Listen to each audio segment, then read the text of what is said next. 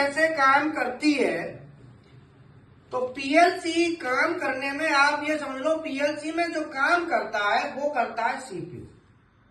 और जो प्रोग्राम हम लिखते हैं वो लिखते हैं मेमोरी में। हमने क्या है कि दो पुश बटन ले लिए, अभी बताता हूं, दो पुश बटन ले लिए, मैंने एक प्रोग्राम यहां पे लिख दिया, ये हमारे आउटपुट है और ये इनपुट है।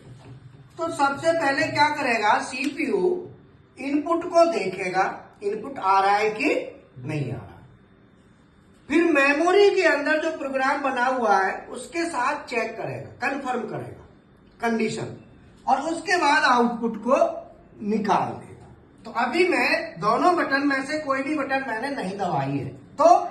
जो X0 का एनो है वो अभी एनो रहेगा, क्योंकि यहां सिग्नल नहीं आया। जो ये X1 का एनो है ये भी एनो रहेगा, इसका मतलब Y0 ऑन,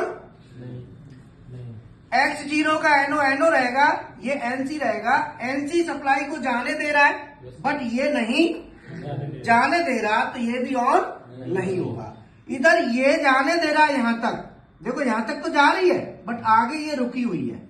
ये भी ऑन नहीं होगा। ये आगे जाने दे रहा है, फिर आगे भी जाने दे रहा है, Y3 ऑन होगा, अर्थात हमारी Y3 ये ना लाइट नंबर 4 ऑन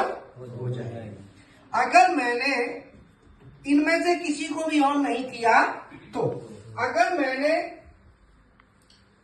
PV1 को ऑन कर दिया, किसको, PV1 को अगर मैं ऑन करता हूं तो PV1 का कहां जा रहा है सिग्नल, X0 पे,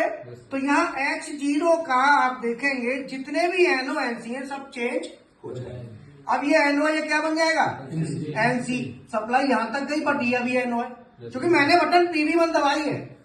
तो मैंने PV1 को क्या कर दिया ऑन, और PV2 को क्या कर दिया ऑफ। पहले मैंने क्या करा था, PV1 को ऑफ रखा था और PV2 को भी ऑफ रखा था, तो क्या ऑन हो रहा था हमारा Y3। इस कंडीशन में क्या होगा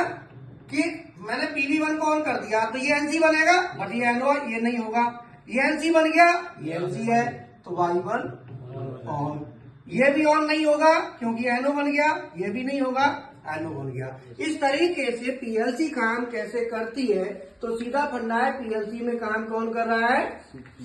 सीपीयू। तो हमारी ऑनलाइन ऑफलाइन क्लासेस दोनों चलती हैं, प्रैक्टिकल थ्योरी